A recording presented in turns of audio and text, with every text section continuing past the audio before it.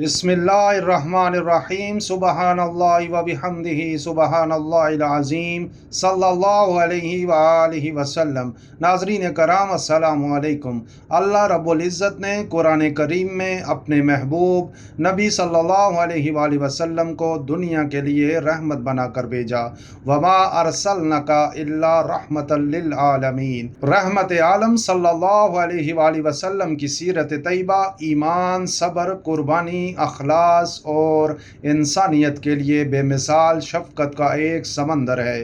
ولادت نبوی سے قبل مکہ مکرمہ کے معاشرے میں جہالت، شرک، ظلم اور بے حیائی کا اندھیرا چھایا ہوا تھا۔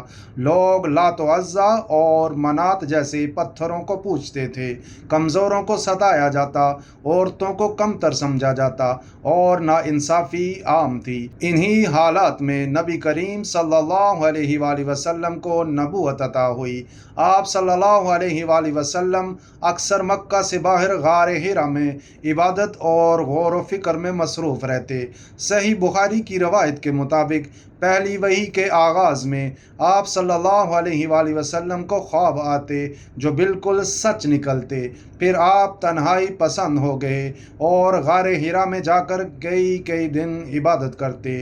جبرائیل علیہ السلام پہلی بار وحی لے کر آئے اور کہا اقرا۔ یہ لمحہ انسانی تاریخ کا سب سے بڑا انقلاب والا تھا۔ اس کے بعد نبی کریم صلی اللہ علیہ وآلہ وسلم نے باقاعدہ اسلام کی تبلیغ کا کام شروع کیا۔ آپ صلی اللہ علیہ وآلہ وسلم پر مکہ کے سرداروں نے ظلم و ستم ڈھائے، آپ پر پتھر پھینکے گئے، طنز کیے گئے، لیکن آپ نے صبر، استقامت اور محبت سے دین کی دعوت جاری رکھی۔ جب مکہ مکرمہ میں مشرکین کی زیادتیوں کی انتہا ہو گئی تو نبی کریم صلی اللہ علیہ وآلہ وسلم نے دعوت اسلام کے لیے طائف گئے، لیکن وہاں کے سرداروں نے بھی آپ کی بات کو ٹھکرا دیا۔ انہوں نے اوباش بچوں کو آپ صلی اللہ علیہ وآلہ وسلم پر پتھر مارنے کے لیے چھوڑ دیا۔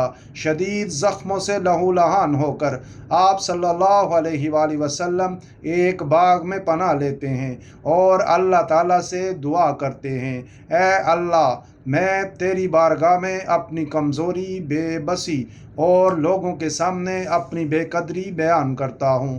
اے سب سے زیادہ رحم کرنے والے، تو ہی کمزوروں کا رب ہے اور تو ہی میرا رب ہے۔ اس دعا کے بعد فرشتے نے آ کر کہا کہ اگر آپ چاہیں تو اہل طائف پر پہاڑ الٹ دوں، لیکن نبی رحمت صلی اللہ علیہ وآلہ وسلم نے فرمایا نہیں، بلکہ میں امید رکھتا ہوں کہ ان کی نسل سے ایسے لوگ پیدا ہوں گے جو صرف اللہ کی عبادت کریں گے۔ 6 ہجری میں نبی کریم صلی اللہ علیہ وآلہ وسلم عمرہ کے ارادے سے مدینے سے مکہ تشریف لے گئے۔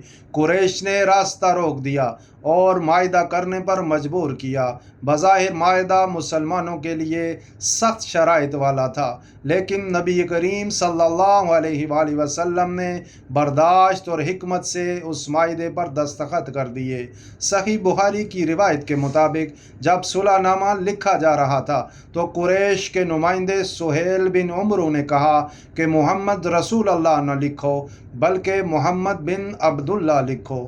حضرت علی رضی اللہ عنہ نے انکار کیا، لیکن نبی صلی اللہ علیہ وآلہ وسلم نے فرمایا اسے مٹا دو اور محمد بن عبداللہ لکھ دو۔ یہ معاہدہ مسلمانوں کے لیے عظیم کامیابی کا سبب بنا، کیونکہ اس کے بعد اسلام بڑے پیمانے پر پھیل گیا۔ اللہ تعالیٰ نے اس معاہدے کو فتح مبین قرار دیا۔ 8 ہجری میں نبی کریم صلی اللہ علیہ وآلہ وسلم 10,000 صحابہ کرام کے لشکر کے ساتھ مکہ میں فاتحانہ داخل ہوئے۔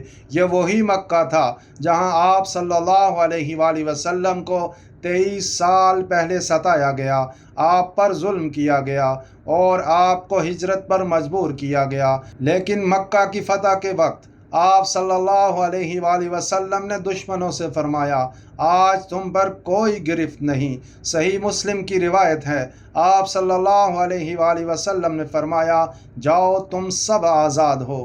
نبی کریم صلی اللہ علیہ وآلہ وسلم کی زندگی کے آخری ایام بھی امت کے لیے رحمت اور سبق کا پیغام ہیں۔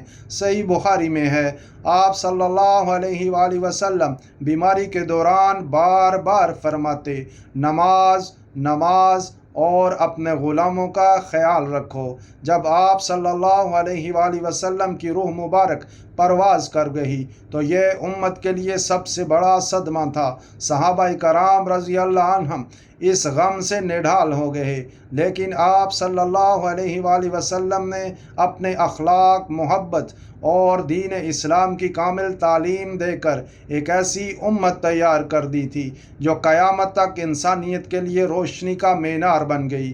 زندگی کی ہر مشکل گھڑی میں نبی کریم صلی اللہ علیہ وآلہ وسلم کی سنت پر عمل ہمیں صبر سکھاتی ہے۔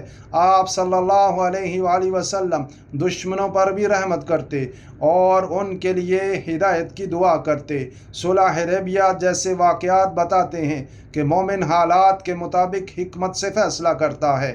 مکہ کی فتح پر عام معافی دینا قیامت تک کے لیے بہترین مثال ہے۔ آخری لمحوں تک آپ صلی اللہ علیہ وآلہ وسلم اپنی امت کے لیے فکر مند رہے۔ رسول اکرم صلی اللہ علیہ وآلہ وسلم کی حیات طیبہ قرآن کریم کی زندہ تفسیر ہے۔ آپ صلی اللہ علیہ وآلہ وسلم کی زندگی کا ہر لمحہ انسانیت کے لیے رہنمائی اور روشنی ہے۔ اگر ہم اپنے کردار، گفتار اور زندگی کے ہر شعبے میں نبی کریم صلی اللہ علیہ وآلہ وسلم کی سنت کو اپنائیں تو نہ صرف دنیا میں کامیابی حاصل کر سکتے ہیں بلکہ آخرت میں نجات پا سکتے ہیں۔ اللہ کریم آپ سب کو برکت اور عافیت عطا فرمائے، آمین یا رب العالمین۔ جزاک اللہ خیر۔